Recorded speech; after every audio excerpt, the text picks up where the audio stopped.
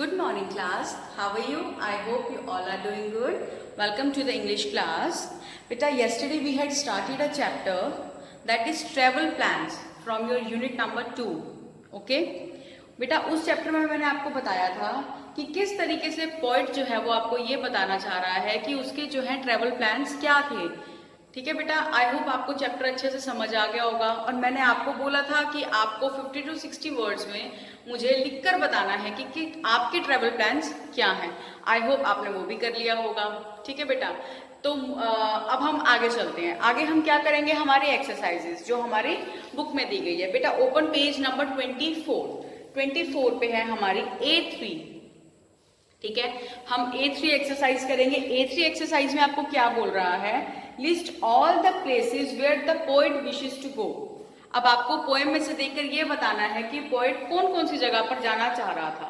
ठीक है, फर्स्ट आपके लिए हुआ है deep in the jungle. First कहाँ जाना चाहता था वो, जंगल के बीच में। Next is deep in the snow, कहाँ जाना चाहता था वो, स्नो के बीच में। डीप इन द ओशियन, गहरे ओशियन में जाना चाहता था वो। इन द पाउच ऑफ कैंगरू, और कैंगरू के पाउच में जाना चाहता था। कैंगरू का पाउच कौन सा होता है, जो हमारे कैंगरूज होते हैं उनके टमी के पास एक पाउच होता है जिसमें वो अपना बेबी कैरी करते हैं।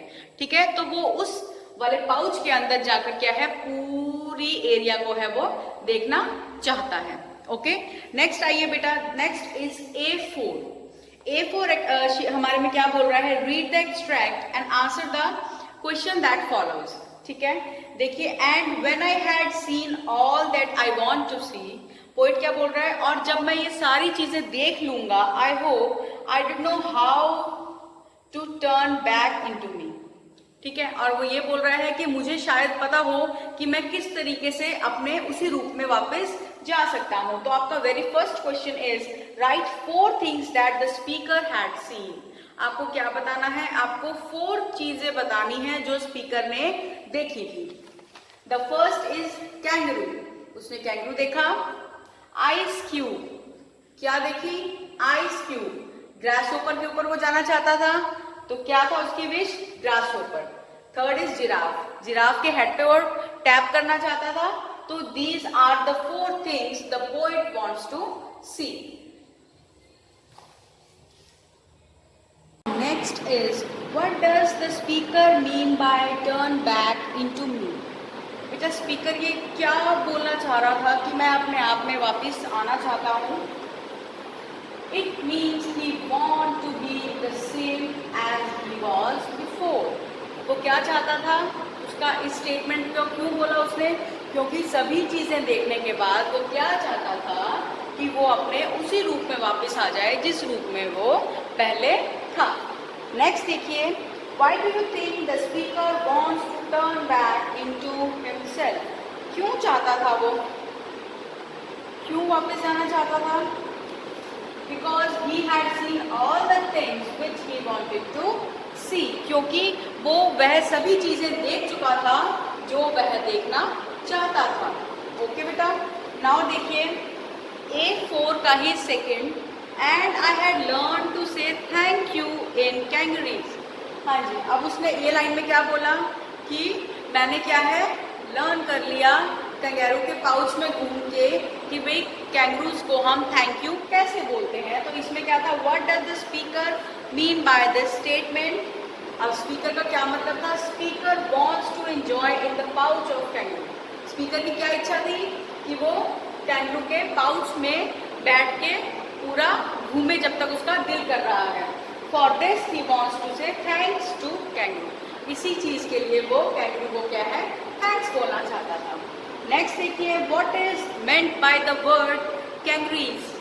हाँ जी, अब कैंगरीज क्या था, kangaries is the language of kangaroo. Kangaries क्या है, हमारे लैंग्वेज है जिसमें क्या है, कैंगरू बात करते हैं। ओके बेटा, now the last one is why does the poet coin this word. बेटा यहाँ पर दिस वर्ड का क्या है, जो हमारा वर्ड यूज हुआ था कैंगरीज। ठीक है, अब क्वेश्चन में क्या पूछ रहा है कि पोएट ने इस वर्ड को क्यों यूज किया, क्यों, क्योंकि because children like to copy, children को बर्ड्स की साउंड निकालना, एनिमल्स की साउंड निकालना, उनकी कॉपी करना और उन साउंड्स को याद करना क्या है, बहुत अच्छा लगता है।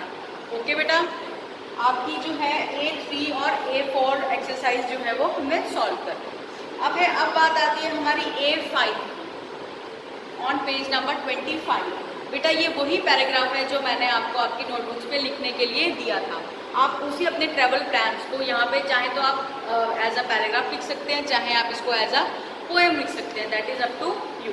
Now come to A6 exercise A6। A6 में क्या है बेटा, हमारे होमोफोन्स। होमोफोन्स बेटा कौन से वर्ड्स होते हैं, जो हमारे सेम प्रोनाउंसिएशन होती है उनकी, लेकिन उनकी स्पेलिंग है वो चेंज होती है और उनके मीनिंग जो है वो चेंज हो जाते हैं, लेकिन उनका जो प्रोनाउंसिएशन होता है वो सेम रहता है। जैसे कि हमारा फर्स्ट है पीस। पीस मतलब PIECE, पीस मतलब होता है टुकड़ा, लेकिन PEACE पीस बोलने में सेम है दोनों, टुकड़ा, और इस पीस का मतलब होता है शांति। इसी तरीके से मेल, मेल यहाँ पे क्या है, जेंडर। ये वाला मेल क्या है, हमारा ईमेल जो हम इंटरनेट के थ्रू भेजते हैं। फ्लोर, फ्लोर मतलब जमीन, ये फ्लोर मतलब आटा। हेयर मतलब बाल, इधर हेयर मतलब हॉर्स का फीमेल जेंडर। ठीक है बेटा, दीज आर होमोफोन्स। बेटा फर्स्ट 4 मैंने आपको यहाँ पर सॉल्व करके बता दिए हैं, नेक्स्ट 4 आप अपने आप सॉल्व करके मुझे बताएंगे। A7 नेक्स्ट देखिए हमारा है A7। इसमें क्या है बेटा, यहाँ पे आपको कुछ जंबल वर्ड्स दे रखे हैं। ठीक है, पहले आप इन जंबल वर्ड्स को सॉल्व करेंगे, इनको आप सीधा करेंगे, उसके बाद उनके मीनिंग के साथ आपने इसको मैच करना है। ओके बेटा, next is our A8 that is synonyms.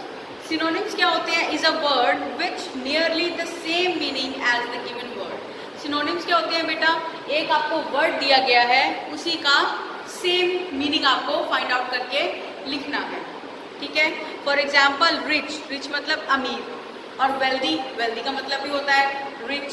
ठीक है, तो क्या है, ये दोनों वर्ड्स आपस में सिनोनिम्स हैं। इसी तरीके से सबसे पहले आपको दे रखा है काइंड।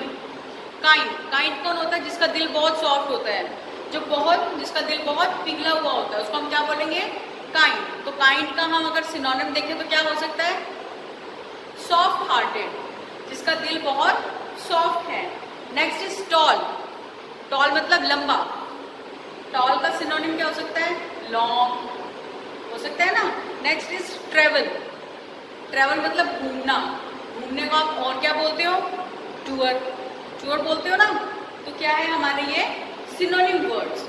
ओके बेटा, now come to B1। B1 you have to do it by yourself. Okay बेटा, यहाँ पर आपका ये चैप्टर जो है वो कंप्लीट हो गया है with back exercises. Okay, now learn it. Thank you and have a nice day.